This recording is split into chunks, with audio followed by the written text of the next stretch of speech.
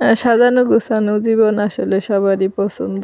আর এটা শুধু আমি একা চাই না, এটা অনেকেই চায়। আর দেখতে পারতেছেন এখানে কিন্তু অনেক ময়লা আবর্জনায় ভরে গেছে, যার কারণে সবগুলা জিনিস উপর থেকে নামিয়ে তারপরে সুন্দর করে মুছে এরপর গোছগাছ করার জন্য প্রস্তুত নিয়েছি। আর এটা শুধু আমার জন্য না, এটা কিন্তু সবাই চায় যে একটা পরিপাটি জীবন এবং সুন্দর জীবন, একটা আবর্জনা জীবন যেন না থাকে। সবার জীবনই পরিপাটি থাকাটা একটা সুন্দর ব্যাপার। আর এই সুন্দর জীবন আসলে সবাই উপভোগ করতে চাই।